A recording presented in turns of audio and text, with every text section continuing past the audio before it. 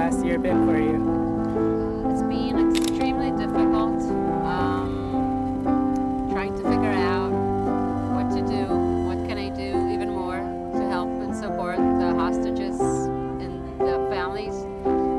So I come here like every week, talking to people around the world, and I don't know, joining the exhibitions or whatever.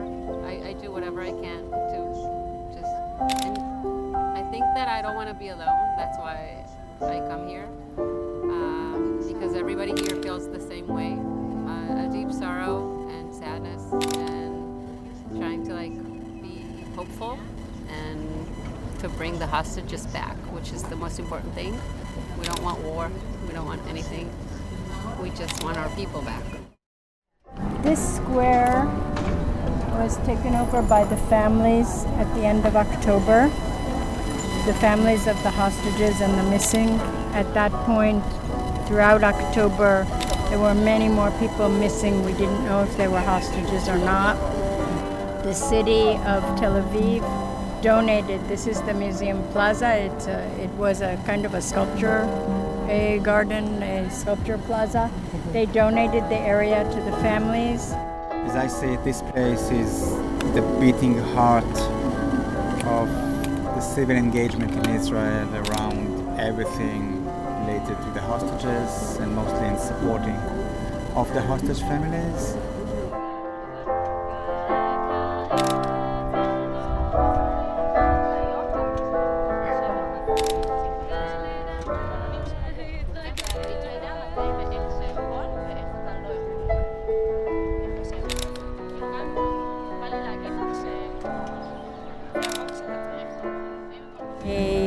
One of the first installations here was the empty table. It was set up as a Shabbat table with 250 places, empty places. Now, if you go there, you will see that half of the places are now filled because people have come back.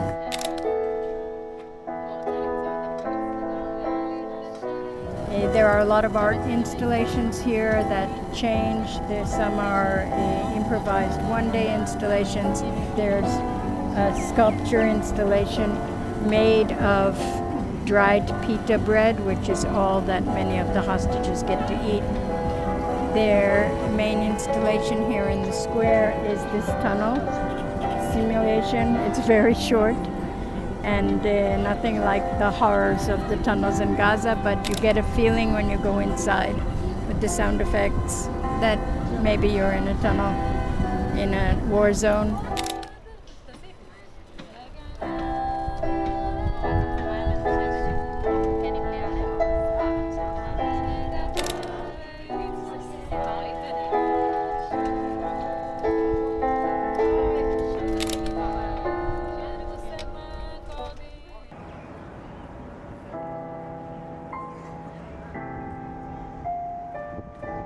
The Nova tent, as you can see, centers on the massacre and hostage taking at Nova. This display is for the DJs. It was a trance music festival, so this equipment, in fact, one of the soundboards is actually from Nova that says "We will dance again."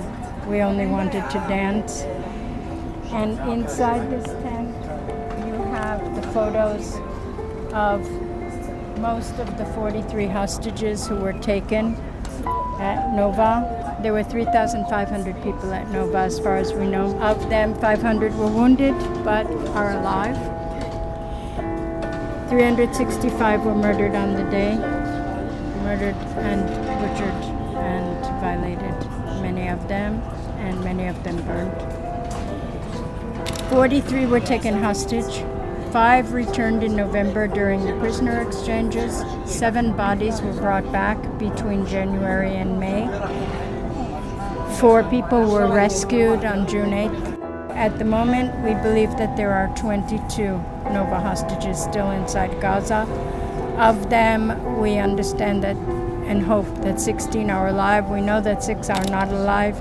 Just this morning, we were told about Idan Shtivi, whose body is still inside Gaza, but the army has some sort of proof that he was murdered on the October 7th and that his body was kidnapped. So I've been here for a year now, almost. I started volunteering like down south and then came here. Every dime we collect here goes to the families. They're busy traveling the world. That's what we actually do here, helping them get the word out. To date, considered to be a lot of people, but first it was mass of people. We couldn't handle so many people. Now when I volunteer and it's not the 7th of October, it's like there are hardly any people here. No, come. And you see that changing all over the country, not here, not just here. Like a lot of people changed their mind. I don't know how, but they did. Yeah, changed a lot. Nobody thought it would last this long. Nobody thought it would last a month.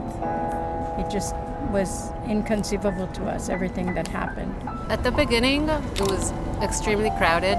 A lot of people came here, and it's been different last couple of months, I think. Not a lot of people are coming here. It's empty.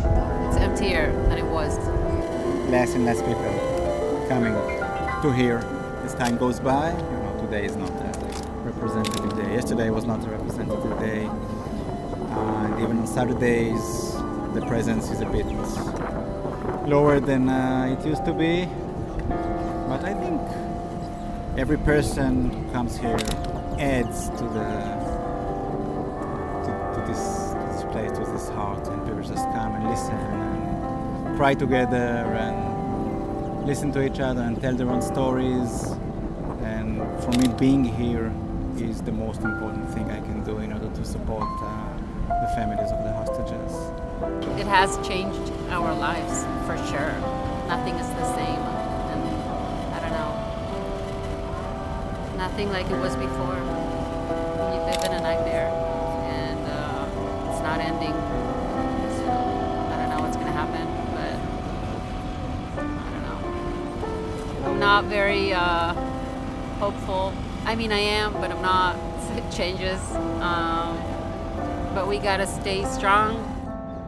Where do you think we may be next year on October 7th?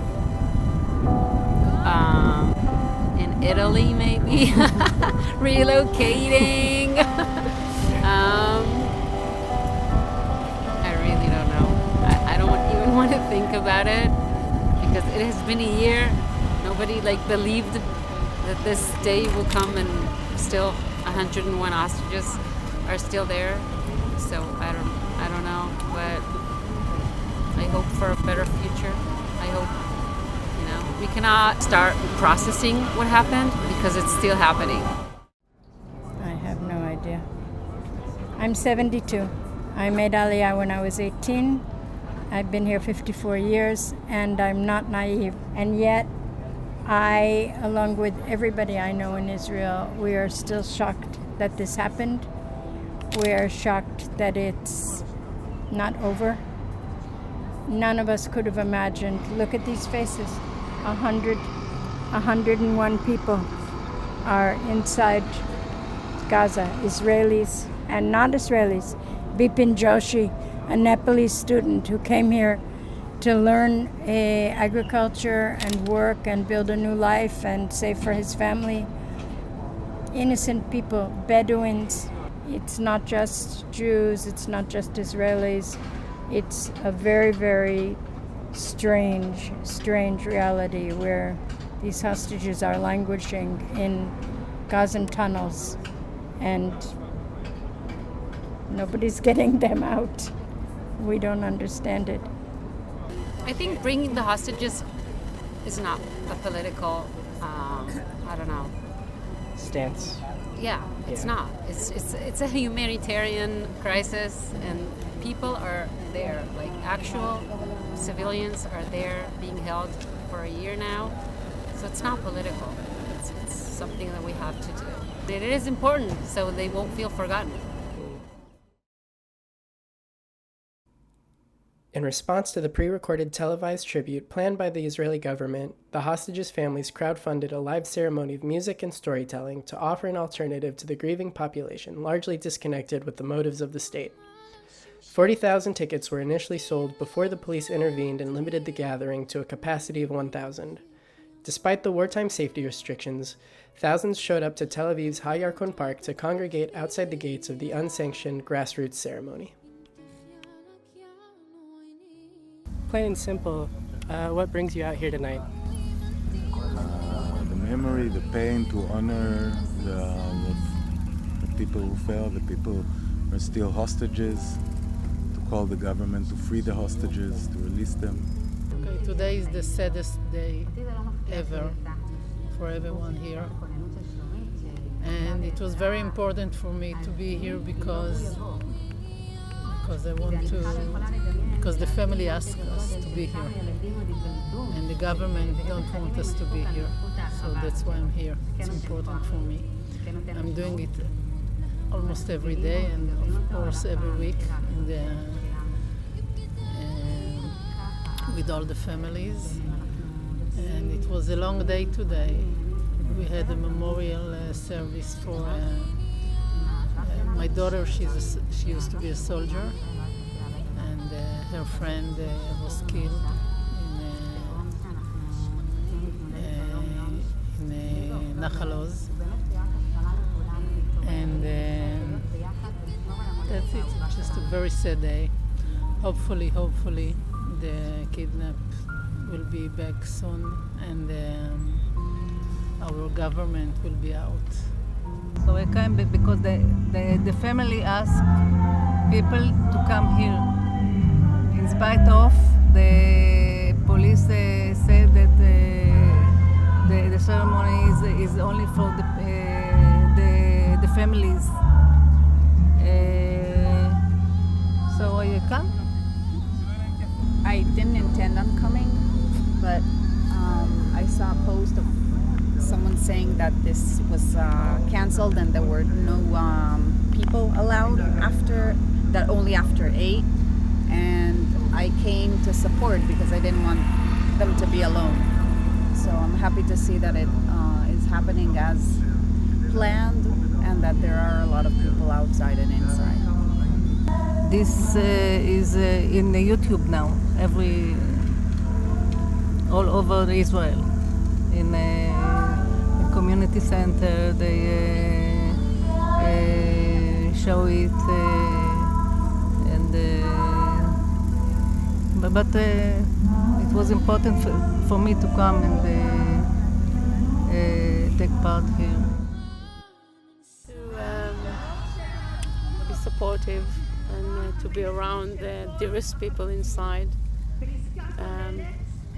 Just don't want them to feel alone, that we are, behind the fence. They don't let us in, but it's okay. They know that we are here to support them. And I don't think it's an alternative. I think this is the ceremony that should be. So just to be with them, hug them.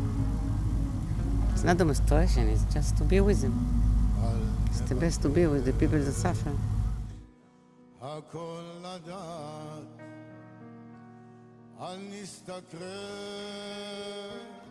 In the subtext, there is a protest here against I think, if I can say it, against the awful government that made those problems and this tragedy to happen. And the 7th in October is nowadays a new bad day in the history of Israel, and like the Holocaust Day, and we have the Remember Day of the soldiers. So this is the new awful day of Israel, and it's very important to remember those situations and occasions and bad things, because we want to create better Israel and to get value to to all of our sacrifice and our dear lost people. And we have a battle, I think, against the government. And Israel is a great nation. We have the best high-tech, the best army, the best air force, the best brains, the best arts, the best soul. See around you, you see great people, you see the high-tech, you see the buildings, you see the towers, you see the aircraft, you see great nation that have the most awful government in the history of the world. And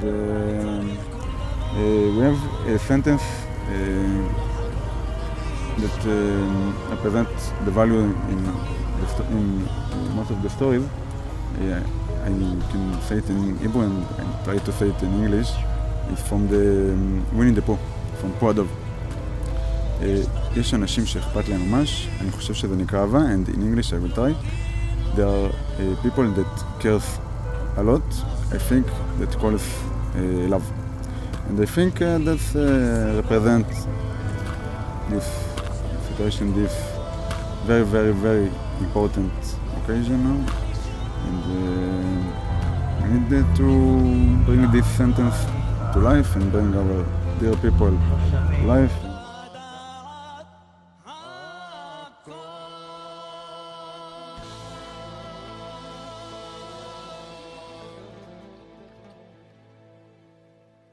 סיפורם של תומר גרינברג וסלמן חבקה